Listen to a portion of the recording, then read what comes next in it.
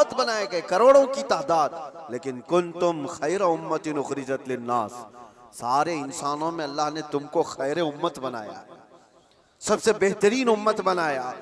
तो जो टाइटल अल्लाह ताला ने हमें दिया खैर उम्मत का, उस पर अगर तुम कायम हो तो इंसाफ कर रहे हो अपने आप के साथ, और उस टाइटल से हट करके काम कर रहे हो तो जुल्म किया अपने आप के साथ।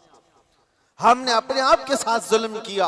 जुल्म की शुरुआत यहां से होती है, फिर उसके घर में होती है। घर से जुल्म होता है, बीवी पर, बच्चों पर, उनके हुकूक को मार देना ये जुल्म है।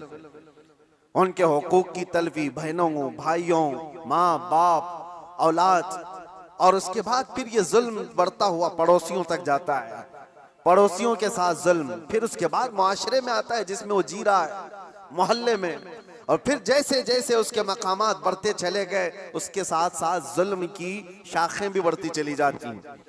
जुल्म की हजार किस्में हैं, हजार किस्में हैं। मेरे अजीजों, एक बात याद रखो, कुरान में अल्लाह ताला ने फरमाया इन्नहु ला युहिब्बुज़ ज़ालिमीन, अल्लाह ताला जालिमों को हरगिज पसंद नहीं करता।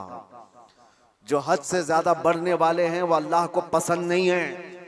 लेकिन लोगों ने जुल्म का कॉन्सेप्ट ये बना करके रखा है, सिर्फ मार धाड़ कत्ल करने वाला ही जालिम है। जालिम तो घर से भी शुरू हुआ है। घरों में हुकूक तलफी जिसने किया वो जालिम है। जिसने बीवी का हक मार लिया वो जालिम, जिसने माँ बाप का हक अदा नहीं किया वो जालिम, जिसने औलाद का हक अदा नहीं किया वो जालिम, जो अपने भाई बहनों का हक मार कर बैठा वो भी जालिम। ये जुल्म की कई शाखें हैं।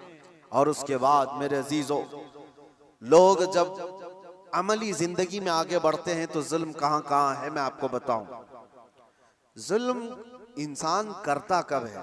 कमजोर आदमी जालिम तो नहीं होता, ये तो सबको पता है, सारे लोग देखते हैं। अगर मिसाल के तौर पर मैं आपको बताऊं, किसी जुर्म में अंधा, लूला, लंगड़ा, ऐसा आदमी, लूला भी है, लंगड़ा भी है, कुछ नहीं, पैर भी नहीं, हाथ भी नहीं, आंख भी नहीं, ऐसे शख्स को कोई पकड़ करके लाए और कहे कि इसने फलां के साथ बहुत जुल्म किया है, मार धाड़ किया है, तो दुनिया हंसेगी कि वो माजूर है, वो क्या कर सकता है। ये तो बात सही है, कमजोर आदमी जुल्म नहीं कर पाता क्योंकि उसके पास वो नहीं है।